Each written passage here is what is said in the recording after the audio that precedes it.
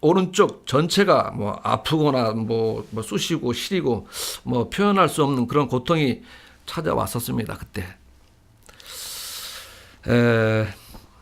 물론 사건 이후 당일날 그 바로 김 형사 옆에 있는 여 형사가 있었는데 그 여 형사가 저에게 2번의 전화를 했습니다.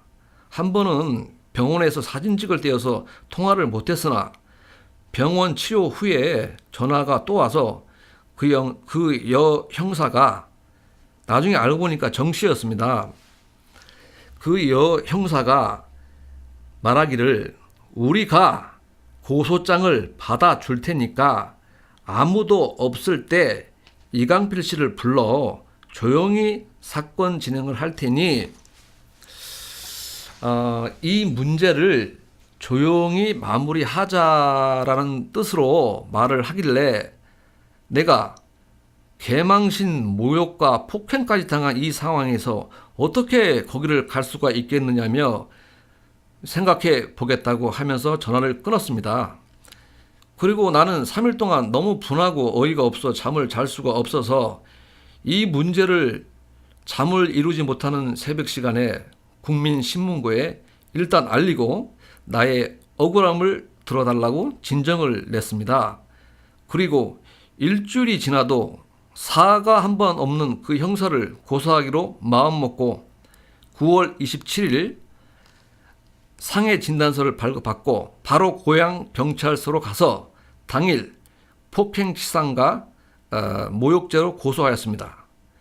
그리고 거부된 고소장 8장은 택배로 집으로 왔으며 당분간 고소할 생각이 없습니다. 그리고 고소를 한 이상 이 문제를 경찰이라는 공무원이 대국민 접촉이나 서비스에서 국민의 인권을 파괴한 사건으로 규정하고 본격적으로 경찰 대국민 접촉 자질 향상을 위한 운동에 들어갔습니다. 청와대 민원실, 국가인권위원회, 서울지방경찰청 감찰팀, 강서경찰서장님 앞에 진정서를 제출했으며 1인 시위, 저 혼자 하는 그런 시위 있지 않습니까? 그런 1인 시위를 청와대와 서울지방경찰청, 경찰본청, 강서경찰서 앞에서 했으며 이번 사건을 계기로 경찰 간의 자질 향상을 위해 목숨을 걸고 운동하고 있습니다. 이 사건이 국민의 뜻대로 되지 않고 집안 식구 감싸기로 흘러갈 경우 나는 단식을 하면서 청와대 앞에서 실신하여 죽는다 하더라도 싸우겠습니다. 왜냐하면 나는 불의를 보고 참지 못합니다. 불의, 무슨 말씀이신지 잘 이해가 되실 겁니다. 그러기에 우리 팬클럽에서는 한국에서는 뭐 유일한 그런 생명운동가라고 하는 이강필이 있어야 된다고 그렇게 말을 하더라고요. 그런데 참 민망하지만 한마디 좀 더 하겠습니다. 제가 사실 11월 12일 금년이죠. 강서경찰서 형사과 5팀에서 그 김형사하고 대질신문 후에 큰 충격을 받았습니다. 그리고 14일 날 마지막 진술서를 제출하고 오후 3시부터 6시까지 1인 시위, 발음이 왜 이렇게 어렵죠? 혼자서 하는 시위, 1인 시위를 시작했습니다. 그런데 복장이 너무 허술했는지 춥긴 엄청 추웠습니다. 그래도 생명운동가로서 해야 할 일들이 많고 해야 될 일들이 많고 그런 진행 중에 강서경찰서에서 큰 장애물을 이제 만난 것인데 제가 그냥 무시하고 다른 경찰서로 가서 그냥 거부당한 고소장을 접수하고 생명운동을 계속 할까도 생각을 많이 했었습니다, 사실. 그런데 이 생명운동을 하려면 사실 경찰의 도움도 많이 받아야 하는데 경찰에게 엄청난 상처를 제가 받았습니다. 그리고 생명운동에 제동이 걸려서 참 이러고 있는데 그냥 서대문 경찰서로 가서 고소를 계속하면서 생명운동을 계속 시작할까? 그런 심사숙고 끝에 아니다라고 생각을 해서 이번 기회를 통해서 한국 경찰의 대민 접촉 서비스 향상도 더 중요하다고 생각해서 필드로 이젠 결국 나왔습니다. 제가 나온 이상 개선을 위해서 끝장을 보겠습니다. 지금은 현수막을 교체하기 위해 작업 중이고 할 수 없이 그동안 가지고 다닌 좀 이 현수막을 임시로 사용하는 것입니다. 대선 후보가 확정되면 완전히 현수막이 바뀔 것입니다. 지금은 사실 현수막 내용이 개인적인 감정이 좀 보이기도 하고 그래서 나도 좀 민망합니다.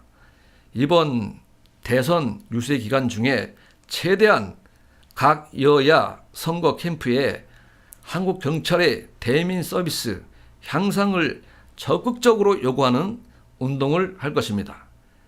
그 전까지는 이 현수막을 어쩔 수 없이 사용함을 양해해 주셨으면 좋겠습니다.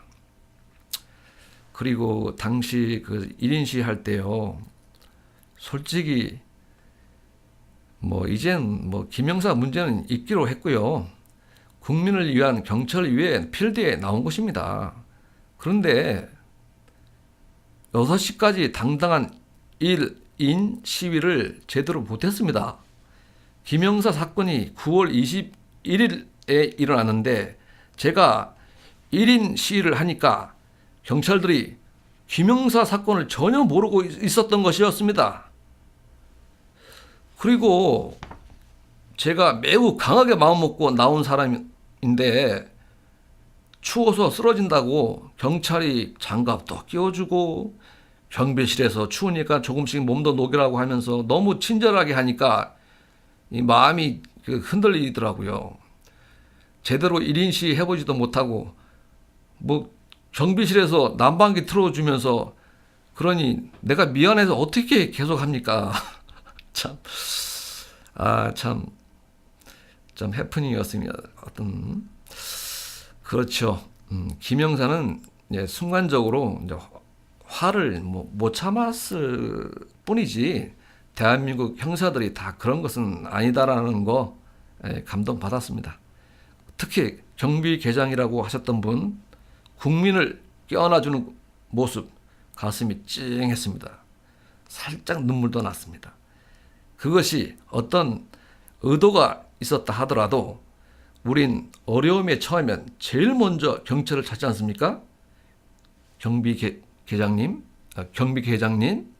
very good, wonderful입니다. 훌륭하신 우리 경비계장님, 감사합니다. 그런데요, 다음부터는 자꾸 그러시면 나의 의지가 자꾸 약해집니다. 강신장으로 또 나갈 것인데 좀 고민됩니다. 사실 나는 생명운동가이지 무슨 이마에 머리띠를 하고 투쟁이라는 단어를 자주 사용하는 투사가 아닙니다. 제 사건은 이제 검찰로 송치되면 알아서 하겠지만 제가 마지막에 가서는 마지막에 가서는 대부분 제가 용서합니다. 그렇게 아시고요. 강서경찰서 관계자 여러분, 그동안 죄송스럽고요. 김영사님 사과 한번 해주면 여기까지 올 필요가 없었잖아요. 죄송합니다. 제가 받은 스트레스만큼만 스트레스 받으시고 너무 걱정하지 마십시오. 예? 남자 대 남자로서 어디 이제 포장마차에 가서 그러면 다 끝나는 거 아닙니까? 그죠? 예. 오늘은 제가 다른 어떤 뉴스라든가 어떤 내용으로 좀 하고 싶었는데 이 문제가 지금 제가 직면하고 있는 사건이기 때문에 제 얘기를 오늘 했습니다. 자, 그동안 제가 메모해서 좀 읽어드리고 뭐 그랬었는데 중간에 발음도 좀 버벅거리고 제가 발음이 잘 안 되는데, 그리고 말투가 좀 이렇게 좀 부드러워야 되는데 내가 무슨 뭐 정치인도 아니고 무슨 연설하는 것처럼 이렇게 들리는 것은 제가 그 발음을 좀 이렇게 정확하게 하려고 이렇게 힘을 주다 보니까 그렇게 들리는 거니까 좀 이해를 부탁드립니다. 자, 그럼 오늘은 제 캠페인에 관해서 소개를 했습니다. 국민 여러분, 감사합니다. 지금까지 들어주셔서 정말 감사합니다. 지금까지 가수 겸 산소주의 생명운동가 이강필이었습니다. 살며시 찾아온 그대의 따스한 향기로운 모습들 어둠